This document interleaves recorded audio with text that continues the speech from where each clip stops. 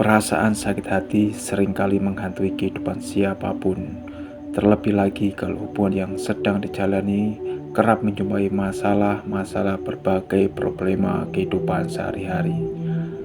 Mereka kecewa dan sakit hati memang bukan hal yang perlu ditakuti lagi untuk para pencinta. Semua orang pasti pernah merasakannya. Namun, yang membedakan adalah kadar dari rasa kecewa itu sendiri. Semakin dalam Anda mencintai seseorang ataupun sesuatu, maka semakin dalam juga Anda akan merasakan sakit hati.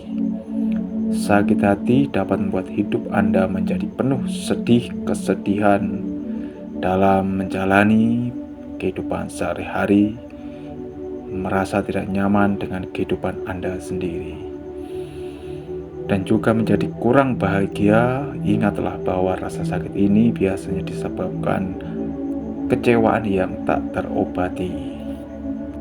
Dengan didasari faktor emosi, setiap orang memiliki perasaan yang tidak bisa dilukiskan oleh kata-kata. Anda sendiri mempunyai perasaan sedih, benci, gundah, dan marah.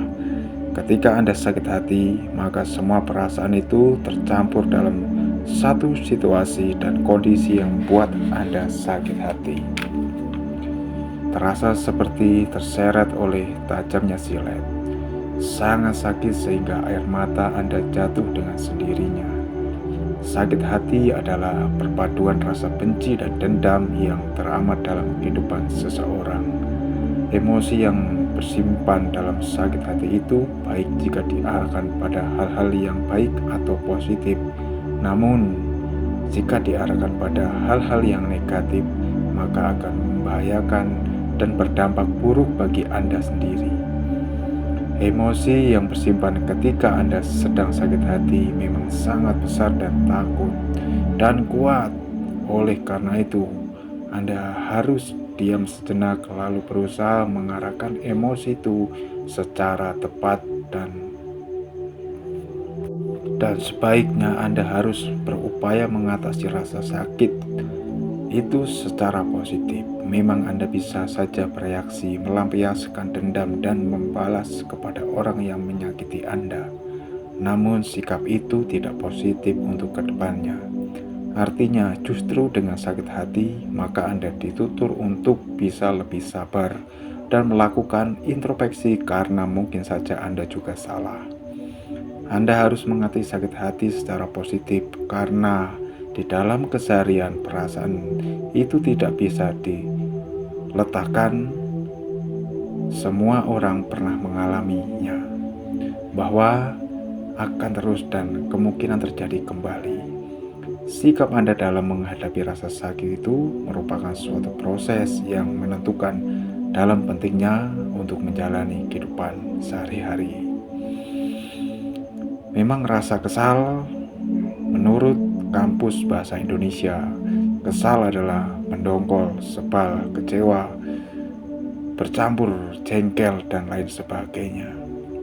Artinya kesal merupakan perasaan yang enak dan dongkol yang terjadi akibat suatu hal yang tidak disenangi keberadaannya. Setiap orang pasti pernah mengalami perasaan kesal berkali-kali, bahkan lebih sering dari jatuh cinta. Kesal dapat membuat suasana yang tadinya senang menjadi suasana yang tidak menyenangkan bagi lingkungan Anda. Rasa kesal bisa muncul karena hal kecil sampai hal yang besar. Setiap orang punya batasan tentang perasaan itu. Misalnya, disenggol sedikit saja langsung jengkel, kesal, dan mudah tersinggung. Memang tidak ada obat lain yang bisa menyembuhkan rasa kesal selain diri Anda sendiri. Hanya Anda yang bisa membuat suasana hati Anda selalu merasa baik-baik saja. Makna sakit hati. Banyak hal yang tidak nyaman ketika Anda terjebak di dalam fase setelah putus cinta. Putus cinta adalah hal yang lumrah, hal yang umum bagi khususnya kaum muda maupun kaum dewasa. Kenangan dan memori indah terasa pahit, hanya tangis dan amarah yang rasanya ingin terus diluapkan. terutama pada orang yang menyakiti hati Anda. Sebenarnya sakit hati itu seburuk yang dipikiran. Situasi ini tidak hanya berarti tentang penderitaan dan pahitnya kehidupan ini. Anda bisa menentukan beberapa makna sakit hati yang membawa aura positif bagi kehidupan lingkungan kita. Di sini ada 5 poin penting dalam mengatasi rasa sakit hati. Yang pertama, penyelamatan. Semua yang Anda alami saat ini adalah wujud dari penyelamatan Anda sakit hati, tetapi diselamatkan oleh Tuhan dari sosok yang sebenarnya tidak baik untuk Anda. Jadi, daripada menyesal nanti, lebih baik Anda sakit hati hari ini. Paling tidak Anda bisa cepat pulih dan siap menyambut buah dari penyelamatan yang Anda rasakan saat ini. Yang kedua, pembelajaran. Sebuah peribahasa mengatakan, setiap badai menyimpan rahasianya. Artinya, setiap hal pahit yang Anda terima di dalam kehidupan selalu memiliki maksud dan pembelajaran yang bisa diambil. Anda bisa mempelajari dari kekesalan pada kisah cinta yang lalu dan memperbaiki semuanya dalam kisah cinta yang akan datang. Walaupun tidak tahu kapan, paling tidak Anda sudah bersiap untuk menerima saat ini. Yang ketiga, pertemuan yang membahagiakan. Tak ada yang pernah terpikir bahwa sakit hati yang dirasakan adalah awal dari pertemuan. Anda harus terus yakin bahwa apa yang Anda rasakan saat ini merupakan awal dari pertemuan pada sosok lebih baik yang bisa menjaga hati Anda. Untuk itu, berhentilah menangis karena cinta yang lebih baik akan datang sebentar lagi. Yang keempat, cara beralih. Jika Anda hanya berfokus pada sakit hati yang dirasakan, maka Anda akan melewatkan makna sakit hati itu yang sebenarnya, bahwa sakit hati itu merupakan tanda bahwa Anda yang lebih penting untuk Anda urusi daripada persoalan tentang cinta. Anda bisa mendekatkan diri kepada keluarga, teman, kerabat, ataupun saudara yang selama ini mendukung Anda. Bila perlu, Anda bisa membantu mereka mendapatkan jodoh terbaik mereka dari kenalan Anda. Kemudian, poin yang terakhir adalah poin yang kelima, kebebasan yang hakiki.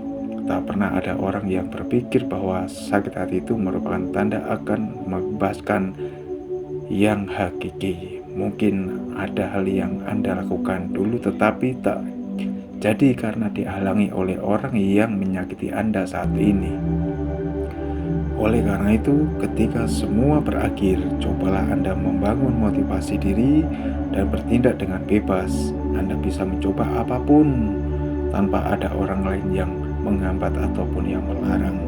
Jadi untuk kita semua, atasi rasa sakit hati ini dengan selalu melakukan hal-hal baik di lingkungan kita, di sekitar kita, selalu mengisi dengan hal-hal baik supaya pikiran kita positif, hati kita tenang, dan selalu tentunya mendapatkan kebahagiaan yang hakiki. Karena apa?